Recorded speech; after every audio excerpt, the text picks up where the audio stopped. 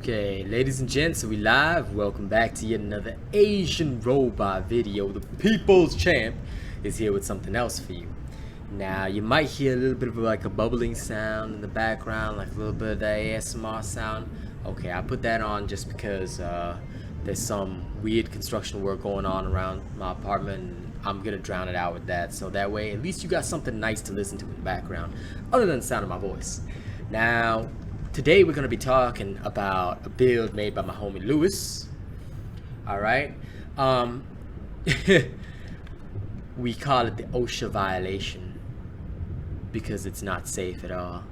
It's a specialized twin suns build that is designed with no safety in mind for the user. Okay? Just to express what this build even contains. Okay? Let me remove my cam for a second. It literally contains Berserker, your choice of a lantern cell, Cunning, Pulse, Predator, Evasive Fury. Alright, I made a slight variation to it compared to how he did it, and I'll show you why in a second. So this is my version of it. Alright, I modified it a little bit because of reasons I'll explain as we go along. First of all, starting with your twin suns, you got Berserker, Pulse, alright, Lucky Magazine mod, and that's about it. You got your Time Weave Helm. Now it's supposed to be +3 Predator, but I don't have any Aether Hearts to Aether Surge this because I've been working on other stuff, sorry. I put a Berserker cell in here, alright. Got your Thrax's Shadow with a Cunning cell. You got your Chrono Grips with a Toughness cell. And you got your Stride of Thorns with a Cascade cell. Alright, your Shrike's Lantern, Cascade cell.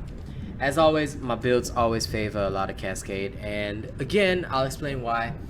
The reason why, now his original build has +6 Evasive Fury, no Toughness.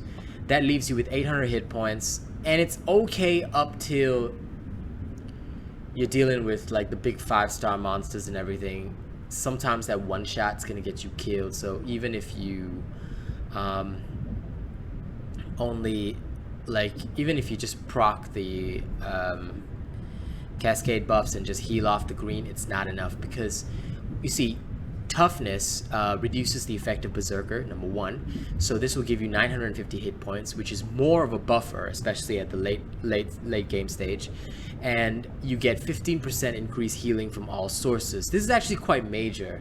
I've been doing a lot of testing with Toughness, and honestly, if you're gonna use Cascade, right, basically the only sustain you'll ever need is Toughness +6, because the green healing buffs should be enough to heal you.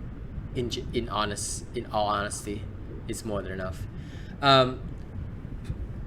For me, I think personally the biggest issue that I've ever had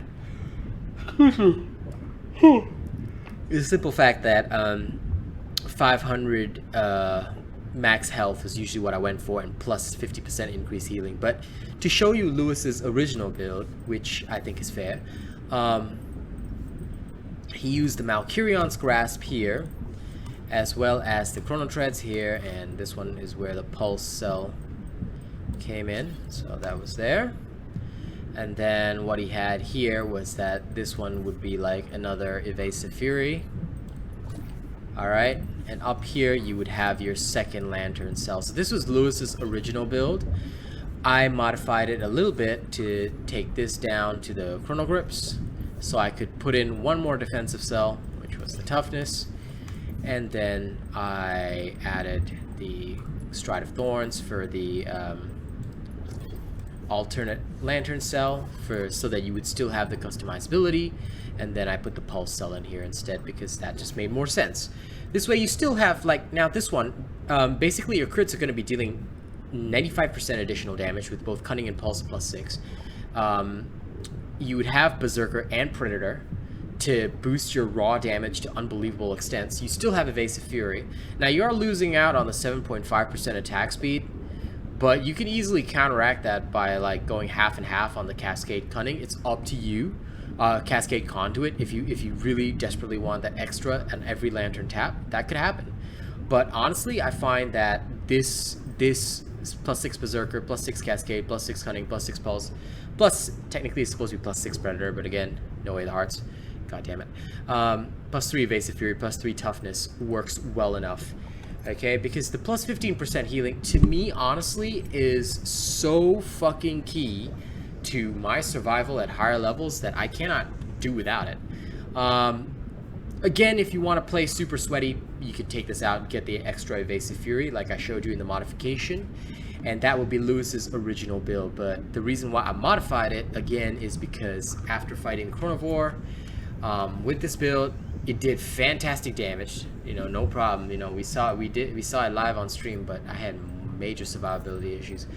That's it. I'm sure you want to see the build in action, so let's go straight to I'd say Thunderwatch is about good. Fortune's Folly? Yeah, let's go Fortune's Folly, fuck it. So let's see the build in action right now. Now, you don't want to see the combat showcase, you can like, share, and subscribe right here. Okay, feel free to drop your spare change as a tip if you want to support your boy, you want to see him do more content constantly. Then obviously drop whatever support you can via the tip link in the description of the video. Okay, but your viewership means the most to me, so like, share, and subscribe. Anyway, let's get into it. I'm sure you guys are eager to see it in action. I'm sure you guys want to see everything explode and blow up. Now, what's fun about this build is the fact that it is useful in many ways. I guess what I like the most is that your dodges have a great purpose. Not only do they increase your attack speed, which was already baseline, but it just, considering how much crit you have, let's just say it helps you hit quite a bit harder as well. So it just makes everything more useful in this build. Okay, we got our level 1 Twin Suns, which were just reforged. Okay, just to showcase that again, level 1 Twin Suns. We're not going to be using any consumables, obviously, because my builds are designed without consumable use in mind. And here we go. Now, remember, when Cavrak does this, don't stand near his ass so that his little swarm of insectoid bullshit doesn't bother you. Now, usually as soon as Cascade pops, what I have learned is that it is extremely good to, you know, just make full use of it.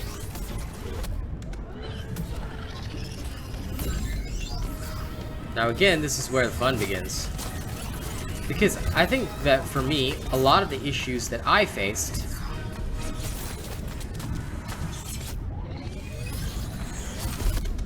came from the fact that, you see, the survivability becomes an issue once you start getting behemoths that are very high level, so you really have to dodge every single hit. Or make great use of invulnerability. That's not to say you can't do it, it's just that, you see, you would have to focus hard enough to do it. And honestly, that's usually not the way I do my build showcases. But if you do dodge attacks well enough like that, then your speed does go up quite a bit. You are proccing the nice buffs from, say, your Cascade as well as your Futures pathway. And it also gives you options to just go around, grab the healing, you know, go on.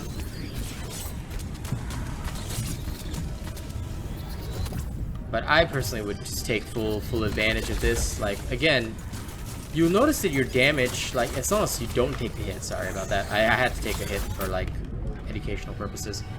But as long as you don't really take too many hits, you will maintain your Predator bonuses, which will actually keep you very much alive.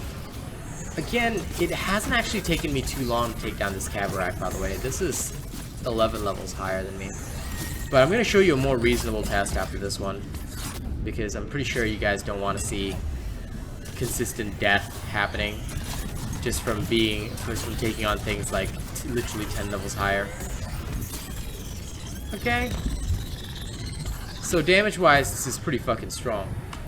Now, in a more reasonable test, where you'd be taking on things that are roughly 6, 7 levels higher to start off with. So you're still level 1, you'd probably go to a place like... That was Fortune's Folly, we're probably going to go to Frost March. because that'd be more akin to where you'd normally start off on something like this. Again, with the safety removed, please remember that you quite literally have to dodge every hit. It does do a lot of damage, but it is the kind of build whereby you would have to actually concentrate and play well, and that is generally the aim of it. So damage wise, you're really good to go.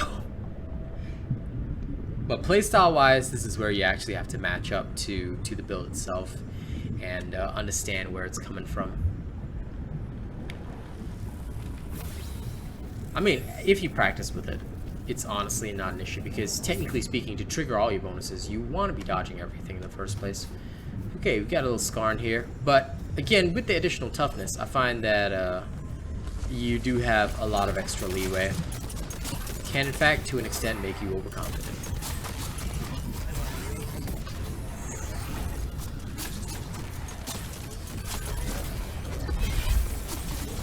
So, dodge through.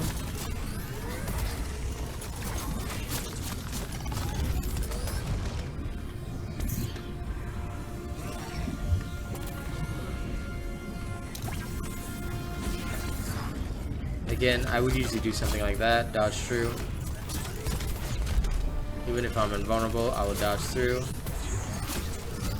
Simply to keep triggering more evasive.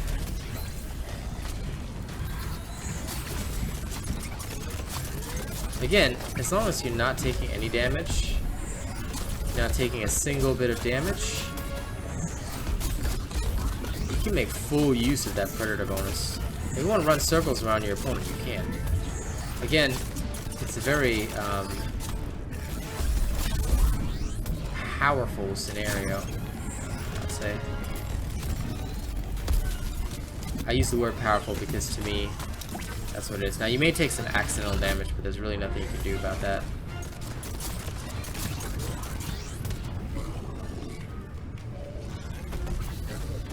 If you do happen to take accidental damage, just do your thing. Wait till you get a nice buff. Stay out of trouble.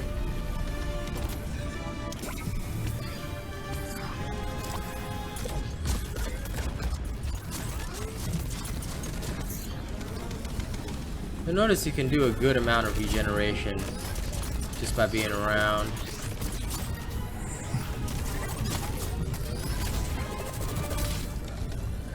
There you go. And again, this is where that little 15% healing actually helps. Like, you can restore yourself with less effort.